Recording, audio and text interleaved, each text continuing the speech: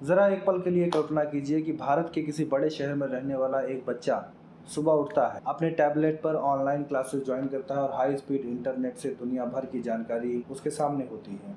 उसी समय देश के किसी गांव में एक दूसरा बच्चा कई किलोमीटर पैदल चलकर स्कूल पहुंचता है, जहां कभी कभी शिक्षक कम होते हैं, इंटरनेट नहीं होता और किताबें भी पूरी नहीं होती हैं। दोनों बच्चे एक ही देश के नागरिक हैं, दोनों के सपने बड़े हैं, लेकिन क्या दोनों को समान अवसर मिल रहे हैं? आज हम बात करेंगे एक ऐसे मुद्दे की जो सिर्फ शिक्षा का नहीं बल्कि भारत के भविष्य का सवाल है, एजुकेशन गैप, रूरल इंडिया और अर्बन इंडिया। आज का विषय हर छात्र, हर माता पिता, हर शिक्षक और हर नागरिक से जुड़ा हुआ है, क्योंकि शिक्षा केवल किताबों का ज्ञान नहीं देती है, यह अवसर देती है, आत्मविश्वास देती है और जीवन की नई दिशा को तय करती है। लेकिन सवाल यह है कि क्या भारत के हर बच्चे को समान शिक्षा मिल रही है? अगर नहीं, तो इसके पीछे का कारण क्या है? और सबसे महत्वपूर्ण, हम इस अंतर को कैसे कम कर सकते हैं? तो चलिए शुरू करते हैं। मैं आपको दो बच्चों से मिलवाता हूँ। पहला बच्चा है आर्यन। आर्यन दिल्ली के एक अच्छे स्कूल में पढ़ता है। उसके पास स्मार्टफोन है, लैपटॉप है, ऑनलाइन कोर्सेज हैं। वह कोडिंग सीख रहा है, एआई के बारे में जानता है और करियर काउंसलर से सलाह भी लेता रहता है। दूसरी तरफ एक बच्ची है रानी। रानी उत्तर प्रदेश के एक छोटे से गांव में रहती है। वह पढ़ाई में बहुत तेज़ है, लेकिन उसके स्कूल में कभी कभी गणित के शिक्षक नहीं आते हैं, लाइब्रेरी नहीं है, कंप्यूटर लैब नहीं है और इंटरनेट का नेटवर्क भी बहुत मुश्किल से मिलता है।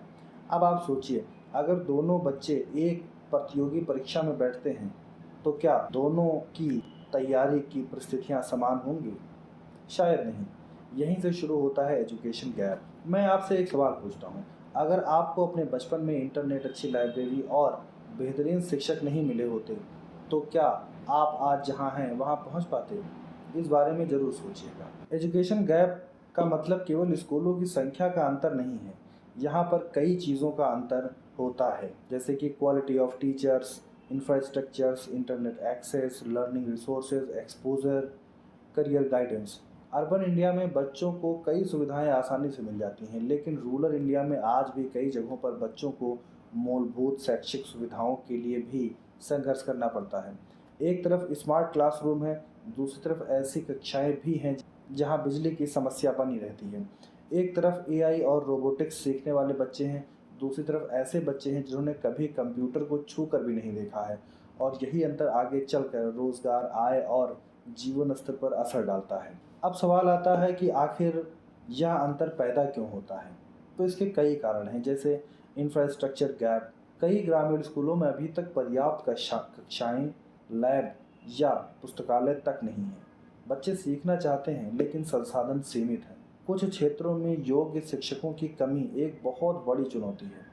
कल्पना कीजिए कि अगर गणित का शिक्षक महीनों तक उपलब्ध ना हो, तो छात्रों की नींव कितनी प्रभावित होती है। कोविड के दौरान हमने यह अंतर सबसे ज़्यादा देखा है। शहरों में बच्चे जूम और गूगल मीट पर पढ़ रहे थे, लेकिन लाखों ग्रामीण बच्चे इंटरनेट या स्मार्टफोन की कमी के कारण पढ़ाई से दूर हो गए। पूरे परिवार में सिर्फ एक ही डिवाइस होता है, उसी एक डिवाइस से पूरे परिवार के बच्चे पढ़ने की कोशिश कर रहे थे। कई परिवारों के लिए शिक्षा अभी तक एक आर्थिक चुनौती है।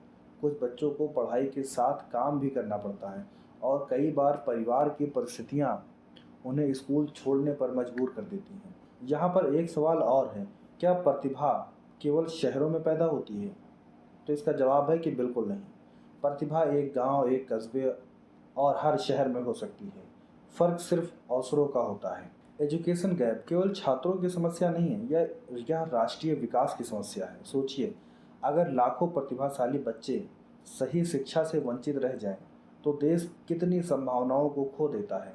कितने वैज्ञानिक, कितने डॉक्टर, कितने व्यापारी, कितने शिक्षक शायद कभी हमारे सामने आ ही नहीं पाते। जब किसी बच्चे को अवसर नहीं मिलता है, तो वह नुकसान केवल उस बच्चे का नहीं बल्कि पूरे समाज का होता है। अब सबसे महत्वपूर्ण सवाल, हम क्या कर सकते हैं? बेहतर डिजिटल कनेक्टिविटी, हर गांव तक गुणवत्तापूर्ण इंटरनेट पहुंचाना बेहद ज़रूरी है।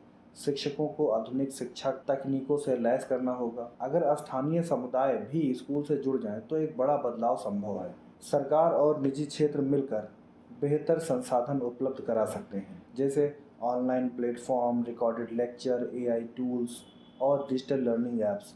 ग्रामीण और शहरी छात्रों के बीच की दूरी कम कर सकते हैं। इसके लिए पहुंच और जागरूकता दोनों ज़रूरी होती है। दोस्तों, आज हमने जाना कि रूरल इंडिया और अर्बन इंडिया के बीच शिक्षा का अंतर केवल स्कूलों का अंतर नहीं है। यहाँ अवसरों का अंतर है, संसाधनों का अंतर है और भविष्य की संभावनाओं का भी अंतर अंतर है। लेकिन अच्छी बात यह है कि यह समस्या असंभव नहीं है।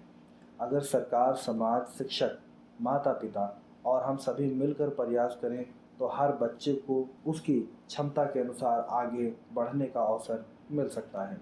क्योंकि भारत का भविष्य केवल महानगरों में नहीं है, बल्कि उसके गाँव में भी बसता है।